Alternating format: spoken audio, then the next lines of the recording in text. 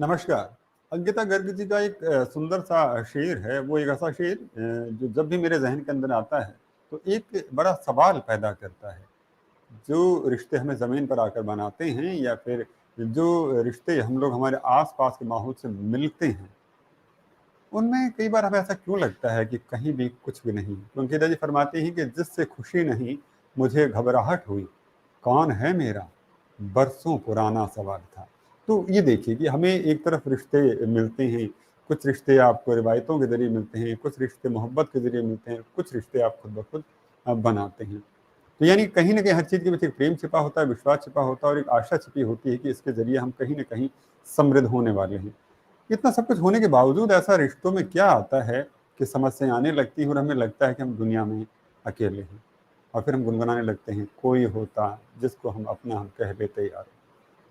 आज हम इसी के इर्द-गिर्द घूमने की कोशिश करेंगे, इसी का जवाब जानने की कोशिश करेंगे कि इस भरी कायनात के अंदर इंसान अपने आप को तन्हा क्यों समझने लगता है? क्यों ऐसा माहौल आता है कि जब उसे लगता है कि उसके अलावा कोई नहीं है? ऐसा क्यों होता है कि जब आदमी इतना ज़्यादा हाइपर हो जाता है, उसे लगता है कि वो अपने भले का, बुरे का स्वयं निर्णय लेगा, सारे रिश्तों को एक हाशिए में रख देता है। आज हम इससे बात करते हैं, तो चलिए आपको रूबरू करवाऊँ उन एक्सपर्ट से, उन विद्वजनों से जो हमें इस सवाल का जवाब देंगे। चलिए मिलते हैं हम आज हमारे एक्सपर्ट से जो हमारा मार्गदर्शन करने वाले हैं।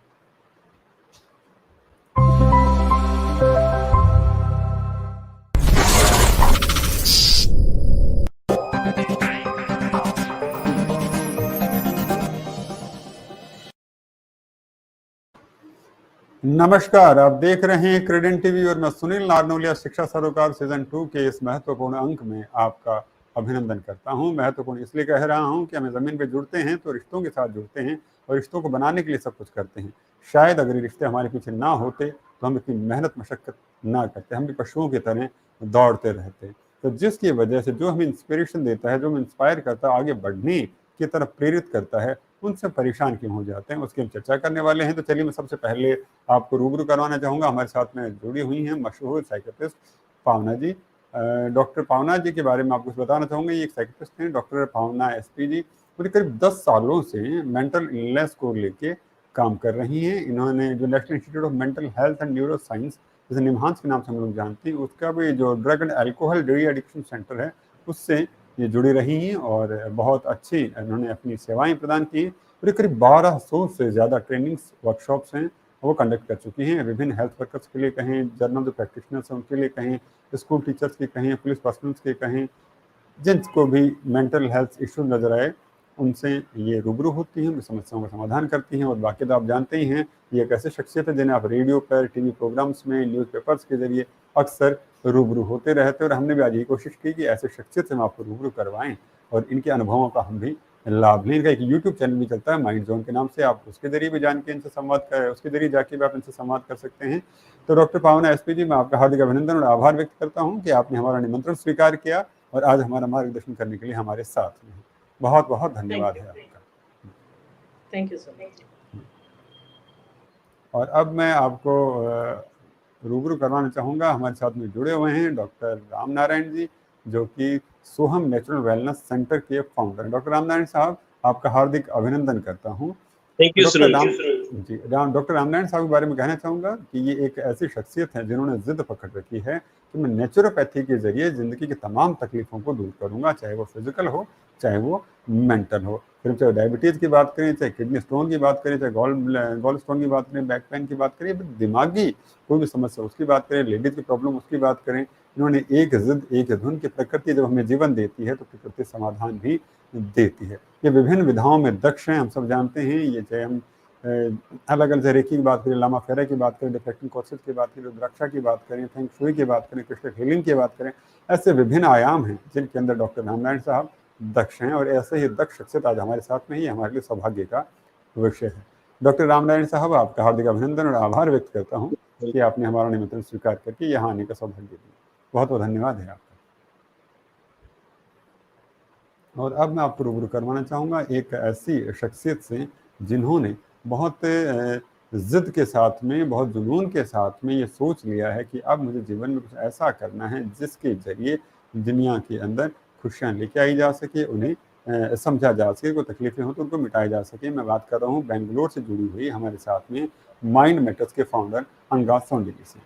अनघा जी, आपका हार्दिक अभिनंदन और आभार व्यक्त करता हूँ। अनघा जी के बारे में मैं आपको बता ही देना चाहूँगा दर्शकों कि अनघा जी एक सर्टिफाइड लाइफ कोच है और इस सैकड़ों की तादाद में जो क्लाइंट्स हैं, क्लाइंट्स से ज़्यादा बेहतर कहूँगा पेशेंट्स जो उनसे जुड़े, जो कि इमोशनली देखें उनको अपने आप को फिट फाइन नहीं फील कर पा रहे थे, उनसे ये जुड़ी और उन्हें बिल्कुल मौत के कगार से वापस ज़िंदगी की तरफ लेकर आई। यानी हम कह सकते हैं हमारे साथ में एक ऐसी शख्सियत बैठी है जो लोगों को जीवन देने का काम कर रही है। ये काम कर रही हैं लोगों में ऊर्जा भरने की, ये काम कर रही हैं प्रकृति में सकारात्मकता लौटाने की, ये काम कर रही हैं उस नकारात्मकता को नष्ट करने की, ये काम कर रही हैं उस ऊर्जा को चारों तरफ और फैलाने की।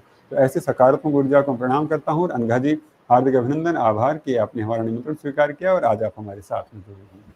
बहुत बहुत धन्यवाद है आपका।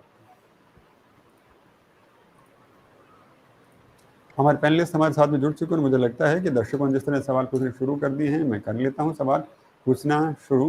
लेकिन उससे पहले दर्शकों आपसे भी एक निवेदन है कि आपसे जुड़े हुए हैं, तो अगर आपने अभी तक हमारे चैनल को सब्सक्राइब नहीं किया है तो इसे अभी सब्सक्राइब कर लें, क्योंकि जितना जल्दी आप इसे सब्सक्राइब करेंगे आपके पास में नोटिफिकेशन बेल को दबाएंगे तो फिर इसकी नोटिफिकेशन आपके पास आने लग जाएंगे और ऐसी शख्सियत, अद्भुत शख्सियतों से हम आपको रूबरू करवाते रहेंगे जो आपकी समस्याओं का समाधान करेंगे, जो आपको वैचारिक तौर पे और समृद्ध करते जाएंगे। और जीवन में समृद्धि करने के लिए हमें ऐसे लोगों के साथ उठना बैठना बेहद ज़रूरी है। तो मैं आप सबकी इजाज़त से आज कार्यक्रम शुरू करने की इजाज़त चाहता हूँ। और जो मुझे लगता है कि मैं पहला सवाल जो है डॉक्टर रामनारायण जी से लेना चाहूँगा। डॉक्टर रामनारायण साहब, मैं आपसे ये जानना चाहता हूँ, रिश्ता, मैं शुरू में भी ये कह रहा था, रिश्ता एक ऐसी अमूल्य चीज़ होती है जो हमें प्रेरित करता है, तो फिर ऐसा क्या होने लग जाता है हमारी ज़िंदगी के अंदर कि हमें वही रिश्ता बोझ लगने लग जाता है? पहले तो पावना जी को नमस्कार, अनघा जी को नमस्कार। सर, एक बात ऐसा होता है, जब रिश्तों की नाम आती है, रिश्तों को हम दूसरी तरीके से संबंध बोल सकते हैं। संबंध एक संस्कृत वर्ड है, सम और बंध दोनों मिलके एक चीज बनता है, उसको संबंध कहते हैं। सम का मतलब होता है समान, जो 2, 3, 4 जो भी जुड़ रहे हैं उनको समान रहना चाहिए। बंध मतलब ताकत, जो उनकी एक दूसरे की यूनिटी, एकता, वो हमेशा जुड़ी रहनी चाहिए। तो जब हम समान रहते हैं और एक रहते हैं तभी हमारे संबंध कभी टूटते नहीं है। जो बंध है ना, जो बंध, जो ब्रिज, हम उसी को तोड़ते हैं। कैसे तोड़ते हैं हम अपनी अंदर की तुलनात्मक भावना को लाते हैं। मैं बड़ा हूं या तुम बड़े हो, मैं छोटा तुम छोटा, मैंने दिया तुमने दिया, तुमने लिया मैंने दिया।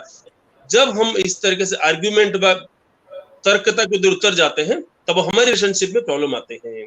उसको बोलते हैं संबंध में जो भी क्रैक्स या टूटना या मन का टूटना या दिल का टूटना, सब वहीं से ही शुरू होते हैं। जब तक हम एक दूसरे के साथ कंपैरिजन की भावना रखते रहते तब तक, जब हम एक साथ एक समान चलेंगे तब तक हमारे संबंध में कभी कोई प्रॉब्लम नहीं आती। जो भी होता है हमारे ईगो की वजह से होता है, हमारी अज्ञानता की वजह से होता है, या इग्नोरेंस या एरोगेंस पकड़ लिए, जो भी हमारे का जो एंगर, मैं ही ठीक हूँ, हम खुद को साबित करना चाहते कि मैं जो बोल रहा हूँ वो सही बोल रहा हूँ, मैं बड़ा हूँ, तुम मेरा बात सुना, चाहे जो भी आप संबंध पकड़ लीजिए, चाहे पति पत्नी का पकड़े, चाहे माँ बाप का पकड़े, बेटा भाई बहन फ्रेंड्स, किसी का भी आप पकड़िए, छोटे छोटे चीजों से हम एक डिसीजन तक पहुंच जाते हैं, हमारा संपर्क टूट जाता है, इसलिए हम ऑटोमेटिक डिप्रेशन में चले जाते हैं। संबंध एक ऐसा चीज है, एक ऐसा बैकबोन है आपकी जिंदगी का कि हर एक चीज उस संबंध से ही जुड़ा हुआ है।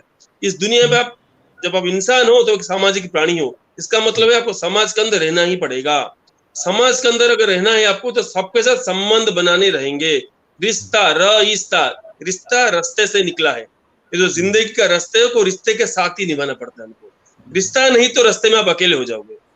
देखिए, हम आए थे अकेले, जाएंगे अकेले, लेकिन जब तक जाएंगे नहीं तब तक हमको यहाँ पे रहना पड़ेगा। जब तक हमको रहना पड़ेगा तब तक हमको रास्ता रिश्तों के साथ काटना पड़ता है, बंद संबंध के साथ बांधना पड़ता है।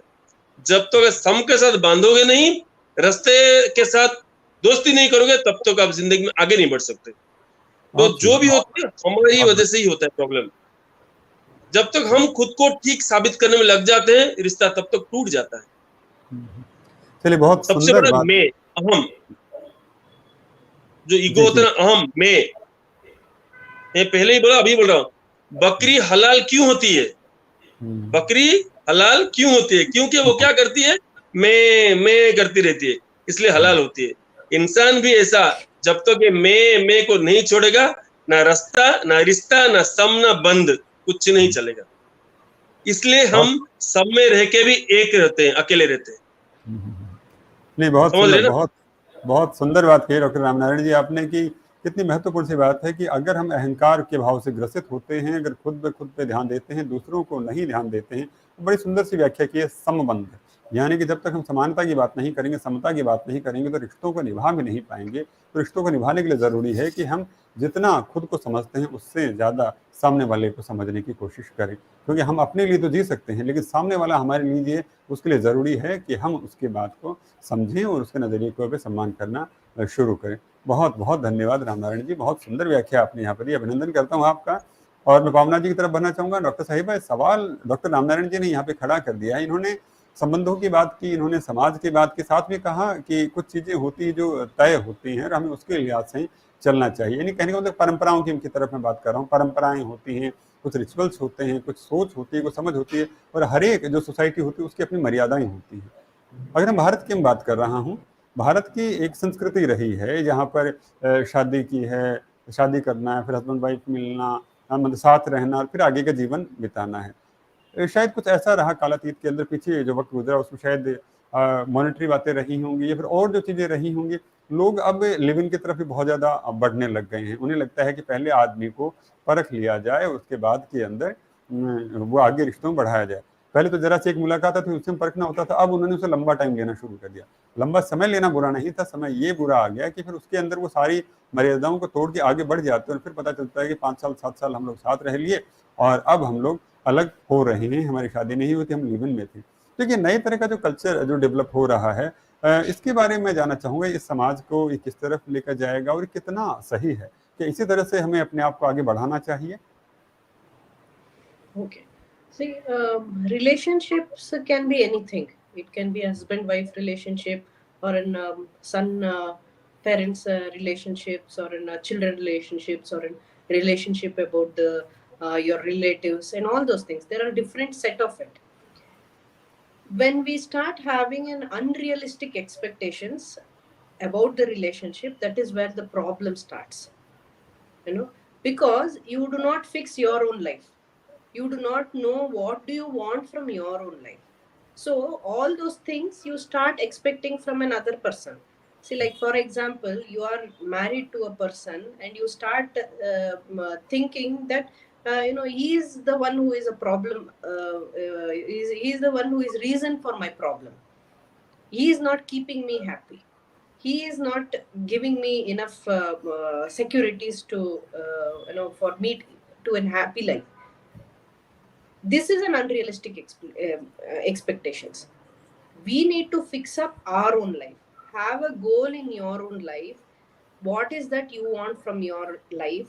Either you are ambitious, you can earn, you can settle down your own life. So all these things, if you are not doing it, then what happens? Then you start expecting something else. See, we cannot look for happiness in someone else. If you're alone, that is what you feel about yourself. If you're feeling sad, that means something is wrong. Even when you're alone, you should be happy with your life, you are contented with your life, you're fulfilled with your life. Then you can manage any relationship. If not, what happens? You start blaming on others. So that is what the problem happens. See, a relationship where there years, it is not like we have it is our culture. So earlier their options were very less, so we used to manage everything. There were no much of an exposure. Now people are more independent, they're more materialistic rather. So what happens, they start having unrealistic expectations. See, having a good car does not make me good, does not make me fulfilled. Who has to appreciate it? There is someone who has to be sitting beside me. The loved ones has to be sitting beside me, or I have to take children, or wife or husband. in the car. So that is what make happy. So that is how the conducive relationship we should manage and maintain. A good harmony, respect with each other is very, very important. Respect comes first and then the love comes later on. So then only it will evolve. Or else I cannot say, oh, I can blast or I can badmouth, or then I say, no, I love you so much. So it does not happen in that way. So we have to define what is that we want it from our lives or relationships. जी, बड़ी सुंदर बात कही। कहीं न कहीं इस बात का हमें ध्यान रखना होगा कि जो संस्कृति में कहीं, जो हमारे आस-पास के माहौल में कहीं, या फिर हमें जो विरासत में जो अवधारणाएँ मिली हैं, जो रिचुअल्स मिले हैं, उनका सम्मान करना बेहद ज़रूरी है। बड़ी महत्वपूर्ण सी बात आपने यहाँ पर उठाई है कि अनरियलिस्टिक एक्सपेक्टेशंस थी। हम लोग ज़िंदगी में इसलिए निराश ज़्यादा होते हैं कि हम अपने पार्टनर से, या फिर कोई भी हो सकता है, वो ज़रूरी नहीं पार्टनर भी आपके भाई-बहन हो सकते हैं, आपके माँ-बाप हो सकते हैं, या फिर बच्चे हो सकते हैं, उनके साथ एक अनरियलिस्टिक एक्सपेक्टेशंस करते हैं। हमें लगता है कि ये चीज़ें मैं सोच रहा हूँ तो उससे के ज़रिए मुझे मिलनी चाहिए, वो नहीं मिलती हैं तो हम लोग उन रिश्तों को तार-तार करने की कोशिश करते हैं। और शायद यही वो सबसे बड़ी वजह होती है जिससे हमें वो रिश्तों को इतना परखने की ज़रूरत महसूस होती है।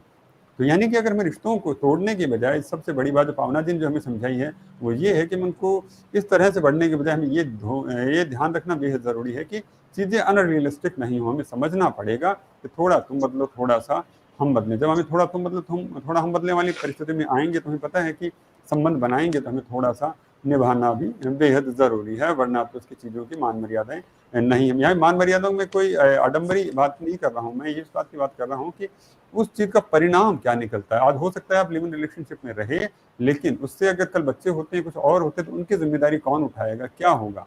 तो ये बहुत सारी बातें होती हैं जिन्हें हम लोग नज़रअंदाज करते चलते हैं अपने समय के अंदर। तो इस चीज़ का जो अपने को ध्यान में रखते हुए आगे बढ़ना चाहिए, तो सब चीज़ें ठीक हो सकती हैं। अगला सवाल जो मुझे लगता है मैं अनघा जी की तरफ लेना चाहूँगा। अनघा जी, एक सवाल जो आता है, सवाल ये आता है कि अभी जैसे पावना जी ने भी उठाया और डॉक्टर रामनारायण जी ने भी इस बात को कही कि कहीं न कहीं एक एक्सपेक्टेशन होती है रिश्तों से।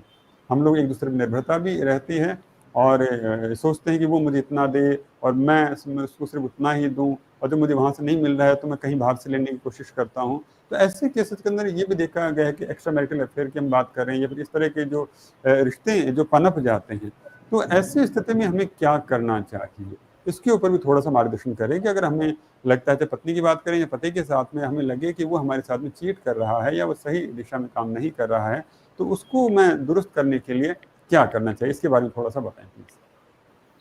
देखिए, एक्स्ट्रा मैरिटल अफेयर तभी होता है जब हम अपने एग्जिस्टेंट रिलेशनशिप से खुश नहीं हैं।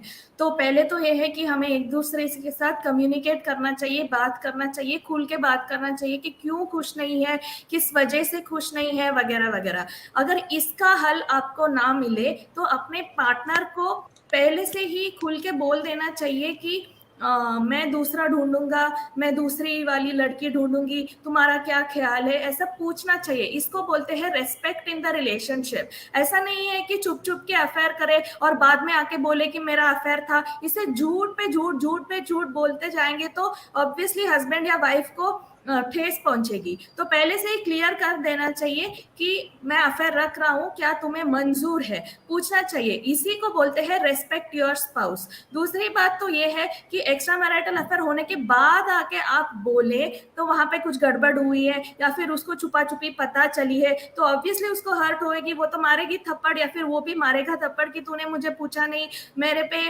तेरा हक है, एक्सक्लूसिवली यू आर माइन, तूने ऐसे कैसे जाया।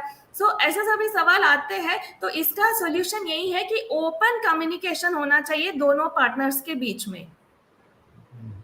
जी, बहुत बड़ी बात आपने यहाँ पर कही है कि ओपन कम्युनिकेशन होना बेहद ज़रूरी है, क्योंकि अगर ओपन कम्युनिकेशन नहीं होगा तो कहते हैं ना कि लम्हा तकल्लुफ़ के टूटते रिश्ते, न इतना पास मेरे आके तो पुराना लगे। जब हम लोग उतने क्लोज हो जाते हैं तो हमें समझ में नहीं आ रहा, हमें होता है कि हम कहीं लगे तो उसमें वो कहीं ना वो बात नज़र नहीं आ रही होती है, तो फिर हम लोग कहीं दूसरे पार्टनर को तरफ मूव करने की कोशिश करने लग जाते हैं। तो एक आपने जो रिस्पेक्ट एंड रिलेशनशिप वाली जो बात की, मुझे लगता है बड़ी महत्वपूर्ण बात है कि आप जो भी सोचते हैं आपको सोचने का अधिकार है, लेकिन आपको किसी के साथ में चीट करने का अधिकार नहीं है। आप जो भी कर रहे हैं उसे सामने वाले के साथ में साझा करें, उससे मंत्रणा करें, उससे विचार विमर्श करें, और अगर वो चीज़ें नहीं बैठ रही हैं तो आप आगे का अपना बैठा सकते हैं। क्लियर कट बोली करिए, अगर आपको लगता है आप अपनी जगह सही हैं तो आप उनसे चर्चा करके सारी बातें रख सकते हैं, वरना तो फिर आपके ऊपर जो कहूँ कि एक नकारात्मकता आपके साथ में जुड़ ही जाती है और रास्ता भी गलत है।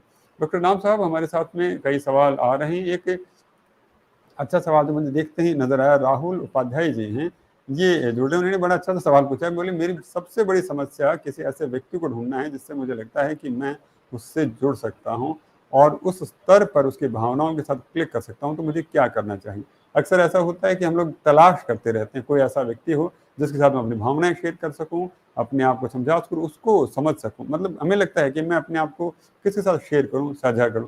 तो एक सही पार्टनर, मतलब मुझे लगता है सीधे शब्दों में कहूं तो एक सही पार्टनर को तलाश कैसे किया जाए, क्या हो उसके लिए? सवाल तो बहुत अच्छा है राहुल जी का। मैं एक चीज बताना चाहता हूँ इसमें, हम ढूंढते क्यों है, पहले हमको जानना जरूरी, हम ढूंढते क्यों है, हमको क्यों चाहिए, वो चीज का आंसर आपके पास ही होना चाहिए। हम कंडीशन पहले अप्लाई करते हैं, मेरे को कोई समझना चाहिए, मेरे को कोई समझने वाला इंसान ही चाहिए, तभी मैं उससे शादी करूंगा। अरे पहले खुद को उस काबिल बनाओ, उसके लायक बनाओ, खुद के लायक जैसे आप हो, जैसे आप ढूंढ रहे हो आप वैसी हो क्या। अगर कोई आपको चाहिए, आपको समझने वाला, क्या आप रेडी हो दूसरे वाले को समझने के लिए? सामने वाला जो आपके साथ दोस्ती या शादी करना चाहेगा, वो भी तो चाहेगा ना आपके साथ, सेम एक्सपेक्टेशन उसका भी रहेगा ना। जैसे जैसे हम संबंध में एक्सपेक्टेशन बढ़ाते गए कि मेरा बात सुनने वाला कोई मुझे चाहिए, सामने वाला भी सोचेगा कि मेरा बात भी कोई सुनने वाला चाहिए, तो सुनेगा कौन? सवाल वहां पे आता है। बिना जाने बिना समझे कोई आपको सुनेगा क्यों? कोई रिश्ते में अगर आप जाना चाहते हो तो पहले उस लायक समझो। फॉर एन एग्जाम्पल, अगर आप शादी करना चाहते हो, पहले तो आप एक हस्बैंड मटेरियल बनो, तभी तो आपको एक वाइफ मिलेगी। आप मटेरियल ठीक नहीं है, प्रोडक्शन ठीक नहीं है, आप एक्सपेक्ट करोगे रिजल्ट का, नहीं होगा। हमने रास्ता चलना शुरू ही नहीं किया कि मंजिल दिख जानी चाहिए। अरे सामने वाला भी तो चलेगा ना, उसको भी मंजिल दिखनी चाहिए। For an example, Sunil ji का मैं एक बात बचना चाहता हूँ, मैं बोलूंगा कि सुनील जी से मुझे दोस्ती करनी है, लेकिन मुझे मेरा कंडीशन क्या है, सुनील जी मेरा बात सुनना चाहिए। अरे सुनील जी को तो एक्सपेक्ट सुनो कि राम जी मेरा बात सुनना चाहिए, तो सुनेगा कौन? सुनने वाला कोई नहीं है, फिर तो रिश्ता कहां से जमेगा? राहुल जी को ये बात पहले समझना चाहिए कि मैं क्या चाहता हूं, पहले मैं क्लियर हो जाऊं, सिर्फ मैं ही कंडीशन अप्लाई करूंगा कि मुझे जो चाहिए सामने वाला सुने, रिश्ता कभी नहीं बनता, कभी बन ही नहीं सकता। अगर बन गया तो टूटने की गारंटी जरूर रहती है, क्योंकि आपके अंदर तो है ना कि मेरी बात तो सुनती ही नहीं है, तेरे पास तो मेरे समय नहीं मेरे बात सुनने के लिए, मैं तो तेरे से शादी की थी, किया था कि तू मेरी बात सुने, तू मुझे समझे। अरे भाई उसको कौन समझेगा? उसको भी तो कोई समझने वाला चाहिए ना, तभी तो उसने आपके साथ शादी किया। समझो इस बात को, इसकी गहराई को समझिए। हम चाहते हैं कोई हमको समझे, सामने वाला को समझेगा कौन? तभी वहां पे रिश्ते टूटते हैं। फिर सामने वाला दूसरे को ढूंढता है बताने के लिए, तभी आती है रिश्तों में टकराव, रिश्ते में दरार, बिकॉज ऑफ हमारे लिए दूसरा कोई नहीं। मैं पहले से बोला हूं, हमारी जिंदगी में जो सबसे अच्छा दोस्त है आपका, मेरा दोस्त मैं ही हूं, जो मेरा सबसे बड़ा दुश्मन है वो मैं ही हूं। अगर आप अपनी जिंदगी को तरीके से देखेंगे तो आपको समझ में आ जाएगा कि हमारी एक्सपेक्टेशन, हमारी ईगो, हमारी इग्नोरेंस, हमारी अज्ञानता की वजह से ही सब चीजें खराब होती है। तो राहुल जी को समझना चाहिए बात। मैं एक बात कहना चाहती हूँ कि दूसरों को समझने से पहले हमको खुद को खुद समझना चाहिए। देखो तो हमारी एक्सपेक्टेशन होती है कि दूसरे हमको समझे, लेकिन हमको कौन समझेगा? तो अगर हम खुद को समझ सकते हैं तभी तो दूसरों को समझ सकते हैं ना। जी जी बिल्कुल। पहले बात मैंने यही बोला कि मैं अगर खुद को समझूंगा तो मेरा बात कौन समझेगा? हाँ, जब तक पार्टनर की बात आती है सही गलत नहीं होता, पार्टनर नहीं होता है उसमें। कल का सही पार्टनर आज का गलत पार्टनर होता है, आज का गलत पार्टनर कल का सही पार्टनर होता है। तो पार्टनर होता है जो गॉड गिवन गिफ्ट मानना चाहिए पार्टनर को, और पार्टनर के साथ जिंदगी निभाना चाहिए। सही गलत का प्रश्न नहीं आता, पार्टनर होता है। पार्टनर होता है, लेकिन एक वहां पे मैं बोलना चाहूंगा से, पार्टनर होता है। पार्टनर किसी का खून करके आ जाएगा, आप उसको एक्सेप्ट करोगे क्या? नहीं, आई मीन क्रिमिनल की बात अलग है। नहीं, आपने स्पेशल स्टार मार्क में रहना चाहिए, कंडीशन टू बी अप्लाइड। रिश्तों कल का पार्टनर गलत है, आज पार्टनर सही है, गलत है वो चीज, वो स्टेटमेंट नहीं होना चाहिए। क्यों नहीं होना चाहिए? पार्टनर, देखिए दो चीज होती है, रिश्ता बनना और बनाना डिफरेंट होता है। अगर मैंने अपनी चॉइस से शादी किया, चाहे वो गलत हो सही हो, मुझे उसके साथ खड़ा उतरना है।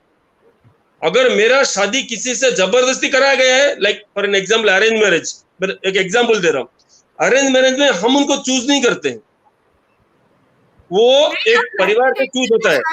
शादी करने से वहां पहले पे होता है कर्म, वहां पे होता है कर्म, वहां पे होता है कर्म, भगवान की देन। समझ में आ रहा है? नहीं, रिश्ता आप वहां पे उसको जुड़ता देख के ही तो शादी करोगे ना, ऐसा थोड़ी कि बुरखे में आ रही है आप शादी कर रहे हो, ऐसा तो नहीं होता ना, देख के ही है। तो शादी एग्जैक्टली ना। करोगे ना। हाँ, उस वक्त क्या होता है, उस वक्त आपको समझना चाहिए कि रिश्ता में दो चीज देखना चाहिए। कैसा? पहला समानता, कि तुम जो हो मैं वो हूं। दूसरा रेस्पेक्ट। अगर लेकिन ये रेस्पेक्ट हटा, तो सोसाइटी तो पितृसत्ता की सोसाइटी है, man is the head of the house. आप कैसे बोल सकते हो कि जो आप है वो मैं हूँ? इक्वल इक्वल थोड़ी होता है इधर। मैडम 2022 में अभी पितृत्व का कुछ है ही नहीं। है आप देख लो, स्टिल पेट्रियार्कियल। ऐसा गलत है आजकल, जी आजकल ऐसा है ही नहीं। ऐसा अगर जी ऐसा होता तो डिवोर्स आजकल होता जी नहीं। यू गो एंड सी जी द जी कोर्ट, इतने डिवोर्स केस हो रहे। मुझे लगता है रामनारायण जी, मैं ये सवाल तो अनघा जी से लूंगा। आपने जो बात कही बड़ी उम्दा सी बात कही कि हमें ये जानना बेहद जरूरी है कि हम सामने वाले से अपेक्षाएं करते हैं, लेकिन सामने वाले हमसे जो अपेक्षा करेगा उसको हम जरूर कितना है वो, fulfill कर पाएंगे। वो फिर करेक्ट, किसी मर्द या औरत होने पर निर्भर नहीं करता है, वो निर्भर इस नहीं बात पर करता है। करता है कि देखिए पार्टनर रिश्ते पार्टनर में, हाँ रिश्ते में क्या होता है, गिव एंड टेक पॉलिसी होता है। जी अगर जी मैं गिव कर रहा हूँ तो टेक भी मुझे करना चाहिए, अगर मैं टेक कर रहा हूँ तो गिव भी होना चाहिए। तो इक्वालिटी तभी आती है जो दोनों जेंडर में समानता होती है। ऐसा नहीं है कि हस्बैंड जो बोलेगा वाइफ करेगी, वाइफ जो बोल रहा है हस्बैंड भी करेगा ना, गलत, और जो वाइफ बोल रही है हस्बैंड करेगा, हस्बैंड जो कहेगा वाइफ भी करेगी ना। तो नहीं दोनों साइड, करेक्ट, बॉयफ्रेंड गर्लफ्रेंड या किसी भी वो रिश्ते में, ब्रदर सिस्टर मदर फादर, किसी भी रिश्ते में give and take equal equal होना चाहिए। जी। नहीं, बिल्कुल आप सही कह रही हैं अनघा जी, लेकिन यहाँ पे जो मैं समझ पाया, डॉक्टर रामनारायण साहब एक अलग बात की तरफ इशारा कर रहे थे कि ये कह यस, रहे थे कि अगर हमें जीवन में कोई चीज़ चाहिए तो उसकी कीमत होती है। आज मान लीजिए मैं कहीं भी जाता हूँ, कोई चीज़ चाहता हूँ तो उसकी कीमत चुकानी पड़ती है। तो अगर हम कोई अच्छा बनाना चाहते हैं तो हमें उसके लिए खुद को प्रिपेयर करना पड़ेगा, तैयार करना पड़ेगा कि भाई उसका जो दाम कहें या उसका मूल्य कहें या फिर जो भी है, उसके लिहाज से कि हम खुद को प्रिपेयर कर पाए हैं या नहीं कर पाए। हम सिर्फ यही सोच रहे हैं कि सामने वाला ही हमारे हिसाब से ढल जाए। तो डॉक्टर रामनारायण जी ने बड़ी महत्वपूर्ण सी बात कही है कि हम सामने वाले में कमियां देखें, उसके साथ साथ में हमें ये भी देखना बेहद जरूरी है कि हम अपने आप के ऊपर भी नजर डालें। आपने बड़ा अच्छा सवाल अनघा जी उठाया। मुझे लगता है कि ये सवाल मुझे आपसे ले ही लेना चाहिए। बहुत बहुत धन्यवाद भी करता हूँ नया सवाल मुझे देने के लिए। आपने पितृसत्तात्मकता की जो पैटर्न की जो हम बात करते हैं उसके ऊपर जो सवाल उठाया, रामनारायण जी ने उसको कहा कि उस तरह की बातें अब नहीं होती हैं। तो ये सवाल मेरा आप ही से बनता है, आपको क्या लगता है कि आज हम जिस 21वीं सदी की जो बात कर रहे हैं उसमें हम लोग जी रहे हैं, अब औरत और मर्द तथा कथित रूप से मैं जो कहूँगा, कहा जा रहा है सब बराबर हैं, सब कंधे से कंधा मिलाकर चल रही हैं। क्या अब भी इस तरह की व्यवस्थाएं हमारे समाज में आपको देखने को मिल रही हैं? और अगर ऐसे कुछ देखने को मिल रही है तो उसका निदान क्या होना चाहिए जिससे कि सोसाइटी के अंदर बैलेंस आ सके? जैसा कि अभी आपने फरमाया कि वो सुनी नहीं जाती है बात, और पितृसत्तात्मकता के कारण जो नारी है वो दबकर रह जाती है। तो क्या उपाय हो सकते हैं और आप वर्तमान स्थितियों को कैसे देखती हैं? मैं बात करूं? जी जी, आप इसे जिक्र कर रहा हूँ अनघा जी। अच्छा, ठीक है। पितृसत्ता जो होती है उसमें मैन इज द प्रोवाइडर बोलते हैं। जी तो वुमन इज द प्रोवाइडर वाला कॉन्सेप्ट थोड़ा 20th सेंचुरी का कॉन्सेप्ट है, लेकिन एक पेट्रियार्कियल सोसाइटी और मैट्रियार्कियल सोसाइटी में फर्क है। जैसे कि हाउस हस्बैंड का कॉन्सेप्ट अभी तक इंडिया में पॉपुलर नहीं है, हाउस वाइफ ही बोला जाता है। लेकिन कुछ लोग ऐसा होते हैं तो वाइफ की कमाई पे जिया जाता है, तो that concept is very different. ठीक है। तो कमिंग टू पेट्रियार्कल, अब तक दोनों कमा रहे हैं, दोनों की घर बसा लिया, वो ठीक है। लेकिन अगर पति नहीं कमा रहा तो पत्नी कमा रही है, then it shows some sort of backwardness, और जो भी ब्लैक स्पॉट जो आता है ना, that is always seen like that. It is always seen. तभी तो बोलते हैं कि man is the provider, and even in the 21st century India is seen as a man is a provider society. तभी तो फेमिनिज्म वैसा equal rights के बारे में लोग बात करते हैं, लेकिन अभी भी society is patriarchal in India and it will remain patriarchal. अच्छा, आपने बहुत एक सवाल, तो मुझे लगता है इसी सवाल से सवाल एक और निकल कर आता है। आपने कहा है कि अगर ऐसी स्थितियां आती हैं कि औरत है वो कमाती है, पुरुष वो नहीं रहता, उसके बावजूद भी पुरुष को ही तवज्जो दी जाती है, तो आपको क्या लगता है क्या किया जाना चाहिए? क्या वहां पे जिस नेम प्लेट की आप बात कर रही है, जिससे आपको शिकायत है कि कहा जाएगा पुरुष का ही घर, तो वहां से अगर सिर्फ हम पुरुष की तख्ती हटाकर औरत की तख्ती लगा देंगे तो इससे इक्वलिटी आ जाएगी? औरत की पट्टी नहीं, दोनों की लगानी है। अभी जब शादी होती है तो wife will take on the surname of the husband, husband थोड़ी वाइफ का सरनेम लेते हैं। अभी किसी केस में वाइफ का सरनेम लिया जाता है, लेकिन वो रेयर केसेस है, ठीक है। तो वाइफ चली जाती है हस्बैंड के घर, हस्बैंड थोड़ी वाइफ के घर आ जाती है, तो नेम प्लेट लगाए तो दोनों का लगाए, बस दोनों का लगना चाहिए। तो आपको क्या लगता है कि सरनेम अगर चेंज कर ले जाए या उसके घर चला जाए, ये तो मुझे लगता है कि शायद इस तरह की व्यवस्थाएं रही थी कि वो उसकी जिम्मेदारी उठाएगा, कहीं न कहीं किसी घर जाना तो चाहे वो औरत के घर चला जाए, पर ऐसा कोई नहीं है कि पुरुष औरतों के घर में जाके नहीं रहे हैं, खूब औरतों के घर में जाके रहे भी हैं और सभी तरह की बातें रही। मुझे लगता है ये बड़ा गहन चर्चा का विषय है। अगला सवाल जो पावना जी से लेना चाहूँगा, पावना जी बड़ा महत्वपूर्ण अनघा जी ने सवाल उठाया है, डॉक्टर रामनारायण जी ने उसकी तरफ इशारा किया था कि अगर इस तरह से रिश्ते अगर ये लगे कि खटास पड़ रही है और कहीं कहीं तकरार बढ़ रही है, कहीं ईगो वाली जो बात आती है कि पुरुष वाली बात कहें, औरत वाली बात, मतलब मेल फीमेल वाली जो बातें आती है कि वो लीड करना चाह रहा है, वो डोमिनेट करना चाह रहा है, सब कुछ मैं इतना सपोर्ट करती हूँ या करता हूँ, उसके बावजूद भी उसी की इच्छा है कि वो लीड करे। तो ऐसी स्थिति के अंदर जो बिगड़े हुए जो रिश्ते हैं उनको सुधारा किस तरह से जाए? मुझे लगता है कि पावना जी डिस्कनेक्ट हो गई हैं। जी डॉक्टर रामनारायण जी, जब तक पावना जी जुड़ते हैं, आप कुछ कहना चाहेंगे इस विषय के ऊपर? किस चीज के बताए, मैं खुद बताऊंगा आपको। देखिए, मैं तो सोचता हूँ कि आजकल की दुनिया थोड़ी बदलने लगी है, लोग समझने लगे हैं, मैं रिस्पेक्ट करता हूँ मैडम ने जो भी कहा। एक चीज है कि पहले जैसा नहीं रहा, मेल डोमिनेटेड सोसाइटी नहीं रहा। मैं मना नहीं कर रहा हूँ कि अभी भी है, कहीं के जगह पे है, लेकिन हम लोग आजकल जागृत हो रहे हैं, उनको समझ में आ रहा है। देखिए, ये चीज का मतलब नहीं कि सिर्फ मेल ही रहेगा, फीमेल भी नहीं, दोनों को साथ में चलना पड़ेगा। इसलिए कॉइन के दो पहलू होते हैं, हेड है टेल है, हेड है तो टेल है, टेल है तो हेड है, नहीं है तो दोनों में से कोई ना कोई चलेगा नहीं। इसको सिर्फ हटा सकते हैं। आपने पूछा था कि इसको समाधान कैसे है? समाधान सिर्फ एजुकेशन से हो सकता है। एजुकेशन, ज्ञान एक ऐसा ही रास्ता है जिस चीज को प्रॉब्लम को सॉल्व कर सकता है। ये नहीं कहता कि जो काम लेडीज कर सकते हैं मेल नहीं कर सकते, जो मेल कर सकते लेडीज नहीं करते। इसलिए समाज को दो तरीके से डिवाइड किया गया है। इसमें ना कभी कंपैरिजन नहीं होना चाहिए, दोनों को एक साथ होना चाहिए, तभी जिंदगी की गाड़ी ठीक से चलती है। कार के चार पहिए में अगर दो पहिए पंचर है, आगे और पीछे नहीं चलेंगे सर, चाहे मेल हो चाहे फीमेल हो। जी जी जी रामनारायण जी, मुझे लगता है कि डॉक्टर पावना जी हमारे साथ जुड़ चुके हैं। पावना जी, ये सवाल आप ही के मैं लेना चाहूंगा। जी जी, बताइए क्या कहना चाहेंगे? ऐसे अगर स्थिति हो जबकि ये लगे कि और मेल और फीमेल के अंदर कहीं ईगो की टकराहट बढ़ गई है, तो उन रिश्तों को बेटर करने के लिए, हेल्दी रिलेशनशिप बनाने के लिए क्या करना चाहिए? What should you think? Okay. See, there is no point in arguing who is superior, whether it's a man or a woman. Woman has her own set of work in the society or her own responsibility. Male has his own responsibility in the society. See, it is nowhere comparison that someone is more superior or someone is lesser. See, just because housewife is sitting at home or taking care of the children does not make her inferior, or just man has to work does not make him superior. See, it is a balance of the life which you choose. See, if something happens to husband, undue death or COVID, how many people died due to COVID? Family earning members died, but still woman stood in front and she started earning, taking care of the children. See, it is our responsibility as a family in a relationship. Whenever there is a crisis, whenever there is a problem, who takes the step and who bounce back and takes the responsibility. So it does not make someone inferior or a superior. Okay, so everyone have their own set of responsibility and their own set of work to be assigned in a family. That is what I think. बहुत सुंदर। मैं बिल्कुल मैं प्रणाम करता हूँ इस बात के लिए। आपने इतनी सुंदर बात यहाँ पर जो रखी है, और मुझे लगता है इससे अच्छा कुछ हो नहीं सकता कि व्यक्ति को अपने आप पे गर्व सीखना पड़ेगा, करना सीखना पड़ेगा। ना औरत बड़ी है ना मर्द बड़ा है, सब समान है, समता से रहेंगे तभी बड़ी बात हो।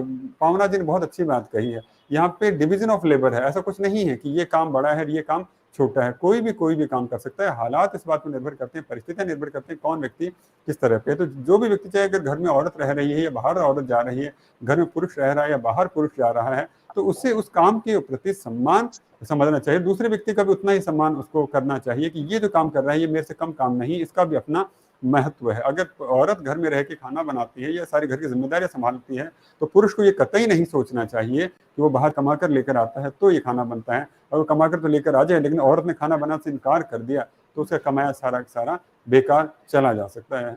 तो ये पावना दिन बहुत सुंदर बात है। ये सिर्फ डिवीजन ऑफ लेबर है कि उसको अलग अलग तरीके से बांटा गया है, गाड़ी के पहियों की तरह, कोई आगे लगा है कोई पीछे लगा है। आगे लगा पहिया ये नहीं कह सकता है कि मैं पीछे लगे वाले से बेटर हूँ, या पीछे वाला ये नहीं सोच सकता है कि मैं आगे लगे हैं उससे थोड़ा कमतर हूँ। तो ये समानता की बात जब तक हमारे दृष्टिकोण में नहीं आएगी, गाड़ी अच्छे से नहीं चल सकती।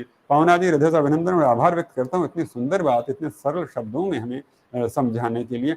एक बार मैं फिर से अनघा जी की तरफ बढ़ना चाहूँगा। अनघा जी, आपने अभी जो बातें रखी, एक आजकल की सोसाइटी के अंदर एक बात नई जो देखने को आ रही है, जाहिर सी बात है कि अब हम लोग युवा पीढ़ी कहीं या हम, और वैसे पहले भी होता था, लेकिन इन दिनों और अब इंटरकास्ट मैरिज की तरफ हम बात करें, इंटर रिलीजन मैरिज की तरफ भी बढ़ावा हो रहा है।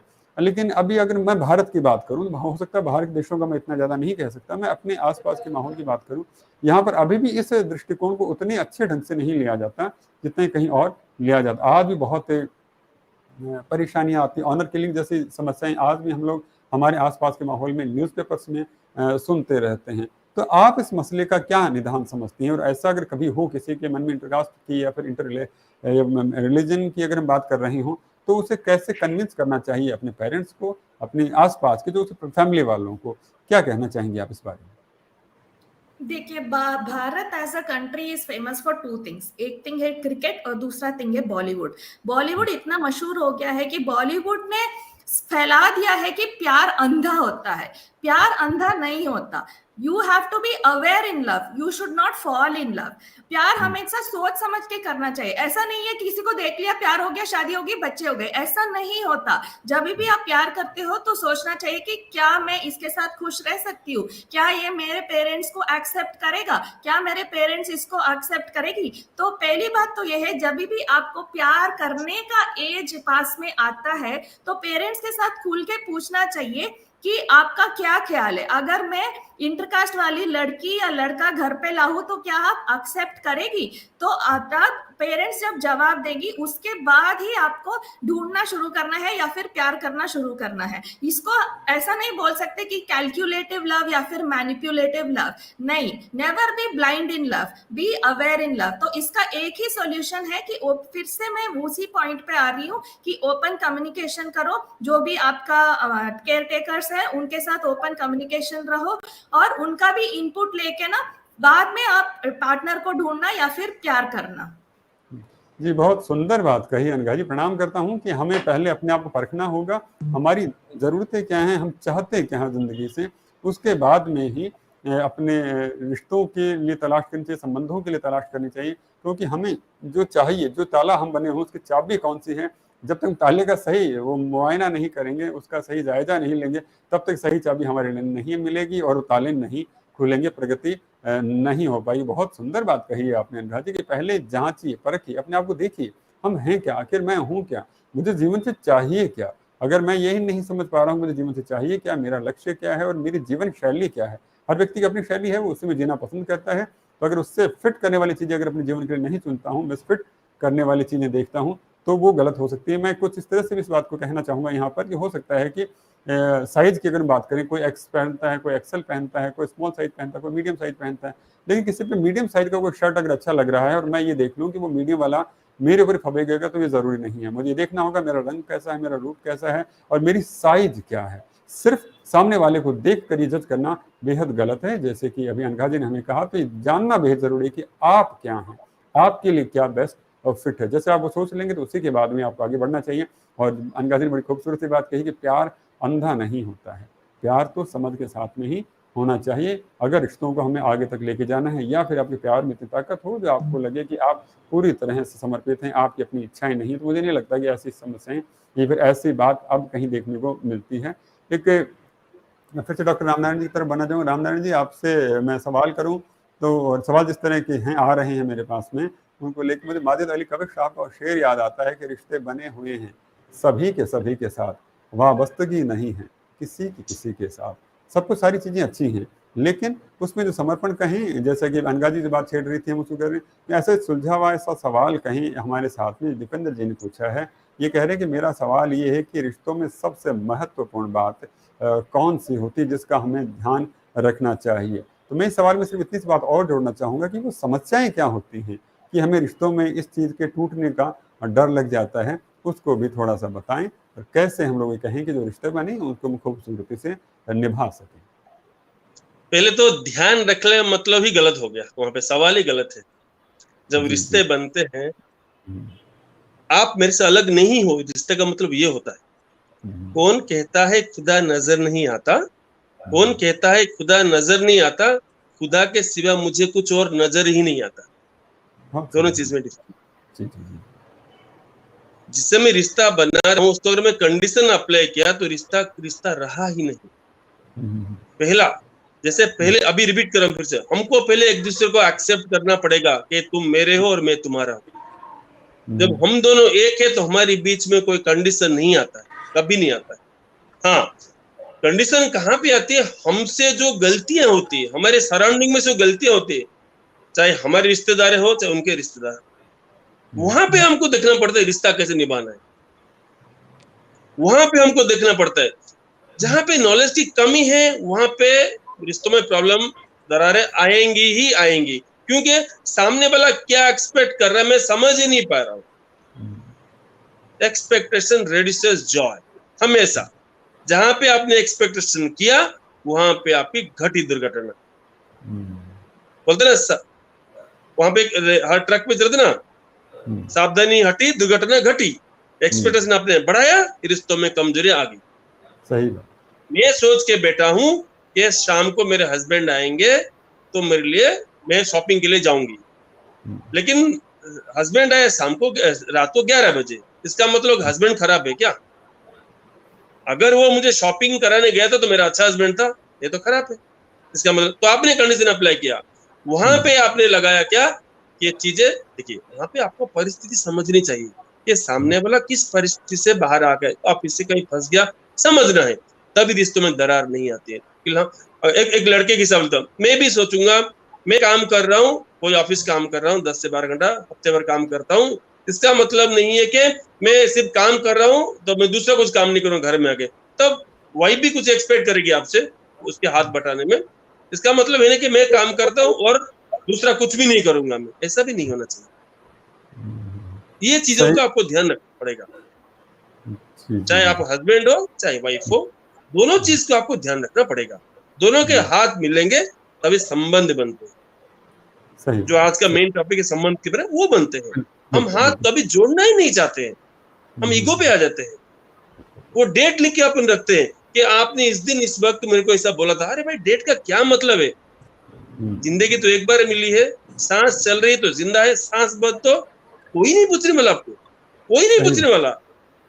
तो इस चीज को लेकर हमको ज्ञान होना चाहिए, मौत तय है। तो इंसान को समझ में आता है ना कि नेक्स्ट मोमेंट का गारंटी मेरे पास नहीं है, मैं किससे लड़ूंगा, कहां लड़ रहा हूं मैं, किसके साथ लड़ रहा हूं मैं, क्यों लड़ रहा हूं। अगर आप कोई मुझे अभी भी गारंटी देके दे दे कि नेक्स्ट मोमेंट आप जिंदा हो, मैं मान जाऊंगा। जिस चीज का वो तय है, वो तय है, उसको जो नहीं मानता ना वो फंस जाता है अज्ञान की रास्ते में। लेकिन हर वक्त आपका सुनील जी, आपका सवाल का जवाब मैं देना चाहती हूँ कि रिश्तों में ना दिल टूटने का you have to take care of that. देखिए, जैसे कि डॉक्टर राम ने बोला है कि अगर पति रात के 11 बजे तक काम कर रहा है तो वाइफ को समझना चाहिए, ठीक है, एक्सेप्टेड। लेकिन अगर वाइफ ने ये बोला कि आज हम 7 बजे बाहर जाएंगे तो पति बार बार अगर 11 बजे का बहाना बनाए तो क्या करे, है ना? पति को भी इंटरेस्ट चला जाएगा ना रिश्ते में।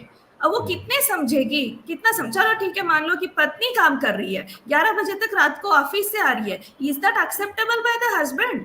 दोनों साइड से होना चाहिए ना। बहुत सुंदर बात, बहुत अच्छी बात, बहुत बड़ी बात। राम साहब क्या कहना चाहेंगे? आपके लिए एक सवाल मैं तो पहले मैंने हाथ में यही दिखाया, दोनों तो इसके लिए संबंध बोलते हैं। ये तो ये नहीं बोला कि पत्नी को नहीं करना चाहिए, मैं क्लियरली पहले स्टेटमेंट ये दिया, पत्नी को भी एक्सेप्ट करना है, पति को भी एक्सेप्ट करना है, तभी रिश्ते बनते हैं। मैं कभी नहीं बोला कि पति सिर्फ मानना चाहिए, पत्नी को नहीं मानना चाहिए, मैंने नहीं बोला। क्या पत्नी को ही सिर्फ एक्सेप्ट करना चाहिए, पति को एक्सेप्ट नहीं करना चाहिए, मैंने कभी नहीं बोला। मैं हमेशा दो चीजों को साथ में लेकर चलता हूँ। इसलिए बार बार इस एपिसोड स्टार्टिंग से बोला हूँ, दोनों को साथ में चलना है। मैंने कभी किसी को नीचे या कभी ऊपर किसी को कभी नहीं बोला है मैंने, क्योंकि पति का जगह पति पे है, पत्नी का जगह पत्नी ठीक है, कोई एक दूसरे का जगह नहीं ले सकते। जब हम जगह लेने की कोशिश में लगते हैं ना, तो किसी को जगह नहीं मिलता। बहुत सुंदर बात। और मुझे आपकी बात को सुनकर वो ऐसा नारवी साहब का वो शेर याद आता है कि तमाम उम्र इसी रंज में तमाम हुई, कभी तुमने ये ना पूछा तेरी खुशी क्या है। तो हम अक्सर इसी बात में जूझते रहते हैं कि मैं जो सोचता हूँ वो उसकी खुशी है। तो अक्सर हम अगर इस बात को बैठ के आपस में बात कर लें कि तुझे क्या चाहिए, जिससे कि हम इस रिश्ते को और समृद्ध बना सके, तो वो कहीं ज्यादा है। अपने मन के हिसाब से मंतव्य ना बने, आपस में डिस्कशन करें, बातें करने से ही जो हल निकल कर आते हैं। और एक बात जो मुझे लगता है मैं यहाँ पे जरूर कहना चाहूंगा कि याद रखना ही मोहब्बत में नहीं है सब कुछ, भूल जाना भी बड़ी बात हुआ करती है। थोड़ा अगर कहीं लगे तो उसके अंदर अगर कहीं 19-20 लग रहा है तो उसमें थोड़ी बातें हम इग्नोर भी कर दें तो भी रिश्तों को अच्छे से संभाला जा सकता है। बहुत बहुत धन्यवाद राम साहब। मैं एक बार फिर से जो पावना जी की तरफ आना चाहूँगा। पावना जी अब एक साइकियाट्रिस्ट है और ऐसा ही जुड़ा हुआ सवाल हमारे साथ में कविता जी जुड़ी हुई। कविता सुब्रमण्यम जी सवाल पूछ रही है कि मेरा सवाल ये है कि जब आपका साथी ड्रग्स से किसी बुरी आदत का आदी हो तो ऐसे में रिलेशनशिप को लेकर क्या करना चाहिए? देखिए, बुरी आदत means, does that mean one person is drinking or smoking continuously? Is it an addiction? Okay, see, whenever there is addiction to some amount of drugs, addiction itself is a mental disorder. So I think that needs treatment. The second thing is buri adat. See, it can be anything as silly as putting the wet towel on the bed.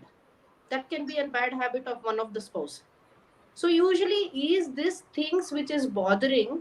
See, usually what happens in a relationship is small issues blow into a very big thing. So we need to chart it out. What are those things which I do not like? See, there is no ideal relationship. There is nothing called soulmates. There is nothing called as the best of it does not happen like an Shah Rukh Khan or an Kajol.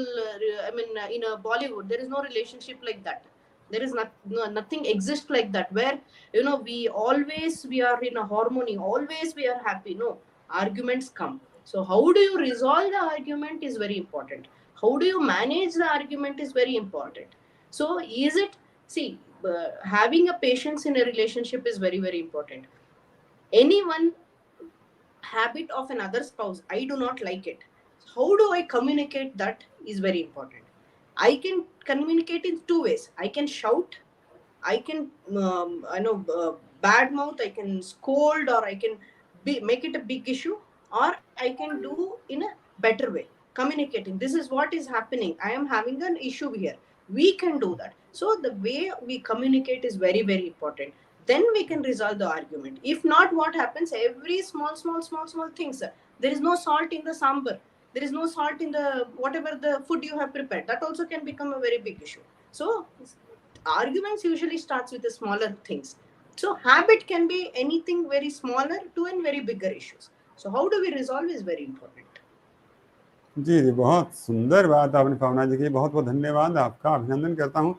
इतनी खूबसूरत सी बात कही है कि किसी चीज़ को जो आप जिस नज़रिए से जो देख रहे हैं, चाहे वो ड्रग्स की बात कर रहे हैं, कुछ और हो सकता है कि इन हालातों की वजह से उन चीज़ों को देखना पड़े। और वाकई अगर आप इस रिलेशनशिप से प्यार करते हैं, समर्पण की अगर भावना रखते हैं, तो अगर जैसे कि पावना जी कह रही हैं कि अगर वो कोई मानसिक विकार की वजह से अगर ऐसा कुछ हो रहा है तो आप उनका हाथ यूँ ना छोड़ें, उस मानसिक विकार को ठीक करने की कोशिश करें। जब आप उसका वो ठीक करेंगे, हो सकता है बीमार व्यक्ति है तो उस वजह से ऐसा कर रहा हो, तो कोई बीमार हो जाए और अगर आपका दामन छुड़ा के चला जाए तब भी तो ठीक ना होगा।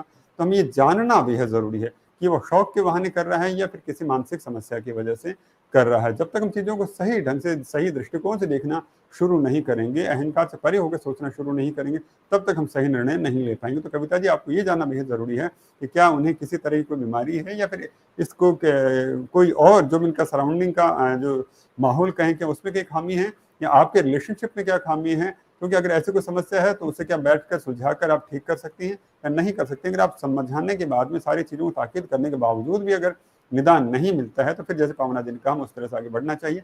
लेकिन हमें फर्स्ट अटेम्प्ट में इस तरह से कोई भी सख्त निर्णय नहीं लेना चाहिए। सोचना बेहद ज़रूरी, कहते हैं कि सोचने से ही सलीके निकल कर आते हैं आगे ज़िंदगी के। अनघा जी, हम लोग कार्यक्रम के अंत की तरफ पहुंच चुके हैं, लेकिन एक बात मैं आपसे यहाँ पे ज़रूर जानना चाहूँगा, फ्रेंडशिप जिसे हम कहते हैं दोस्ती आजकल इतनी प्रगाढ़ हो जाती है कि हमें पता ही नहीं चलता कि हम कितने गहरे हो गए, कितने एक दूसरे के साथ चले जाते हैं और फिर उतनी जल्दी टूट भी जाती है। तो दोस्ती में हम बहुत सारे राज कह देते हैं और फिर वही राज हमें आगे परेशान भी करने लग जाते हैं। बहुत सारी चीज़ों में हम ये देखते हैं कि बड़ी समस्याएं भी देखने को मिलती है। तो दोस्ती की अगर मैं बात करूं, किसी फ्रेंडशिप की अगर मैं बात करूं, तो किसी व्यक्ति को हमें अपने जीवन में कितनी जगह देनी चाहिए उससे हम आगे की तरफ बढ़ सकें, जो वर्तमान स्थिति से आगे की तरफ हम लोग बढ़ सकें, क्या कहना चाहेंगे? देखिए, हमारी तो 2 टाइप की रिलेशनशिप होती है। एक होती है ब्लड रिलेशनशिप, दूसरा होती है दोस्ती, जो which is a non blood relationship. तो आदमी तभी फँस जाता है जब इन दोनों में क्लैश आ जाता है। तो मेरे ख्याल से दोस्ती की जगह ब्लड रिलेशनशिप के जगह। और कभी-कभी ऐसा भी लगता है कि जब हम प्रॉब्लम में फँस चुके हैं तो हमारा रिलेटिव्स हमको हेल्प नहीं करते, दोस्त ही हेल्प करते हैं, वो भी ठीक है। लेकिन दोस्ती अगर पैसा वाला दोस्ती है कि चलो मैंने इस बार तेरे को पैसा दिया, मैं वापस नहीं दे पाऊंगा, अगली बार तू मेरे को पैसा दे, ऐसे ऐसे बहुत संबंध see it will be like congestion in the relationship। तो कोई लोग ऐसा होते हैं जो रिलेटिव्स या ब्लड रिलेशंस को ज्यादा महत्व देते हैं, दोस्तों को कम महत्व देते हैं। कुछ लोग ऐसे होते हैं जो दोस्तों को ज्यादा महत्व देते हैं, ब्लड रिलेशनशिप को कम महत्व देते हैं। तो मेरे ख्याल से दोनों को बैलेंस अच्छी तरीके से कर लेना चाहिए। अगर मैंने कोई दोस्त बनाया तो मम्मी पापा से इंट्रोड्यूस करवाओ, उनके साथ बैठ के खाना खाओ। तो ये सब openly communication, again I came to the same point, open communication life में ना बहुत आगे तक हमको ले जा सकता है। तो that is my point on friendships and relationships. जी, बहुत सुंदर बात कही कि ओपन कम्युनिकेशन होना बेहद ज़रूरी है और सब चीज़ों का हमें ध्यान भी रखना बेहद ज़रूरी। पावना जी आप और रामनारायण जी आप और अनघा जी, आप सबका बहुत बहुत अभिनंदन है, आभार है कि आप इस कार्यक्रम से जुड़े और हमारे इतना अच्छा मार्गदर्शन किया। बहुत सारी बातें थी, मुझे लगा कई तहें खुली, कई जो गुत्थियाँ थी वो सुलझ गई और आप जैसे सुलझे व्यक्तित्वों के साथ मिलने का ये सबसे बड़ा सौभाग्य होता है कि वो शांति से, तसल्ली से हमारे जैसे जो मूड व्यक्ति हैं उनको भी समझा देते हैं। तो इस सहयोग के लिए, इस कहूँ कृपा के लिए कहूँगा बहुत बहुत धन्यवाद। हमारे दर्शकों की तरफ से, दर्शकों के सवाल आए उनका आपने जवाब दिया, बहुत बहुत आभार है, अभिनंदन है और उम्मीद करता हूँ फिर हम इस मंच पे मिलेंगे और आपके अनुभवों का और आपकी शीतलता कहें, आपकी इसका हम फिर से उपयोग करेंगे, फिर से इसका लाभ लेंगे। लेकिन आज के लिए आज्ञा चाहूँगा क्योंकि समय कह रहा है कि आज यही इस कार्यक्रम को विश्राम दिया जाए। बहुत बहुत धन्यवाद, बहुत बहुत आभार और दर्शकों आपका भी अभिनंदन और आभार कि आप इस कार्यक्रम से जुड़े और इतने अच्छे सवाल पूछे जिनके जरिए मुझे भी सहूलियत मिलती है और हमारे एक्सपर्ट को भी बताने में आसानी होती है। बहुत बहुत अभिनंदन है आप लोगों का। धन्यवाद। धन्यवाद।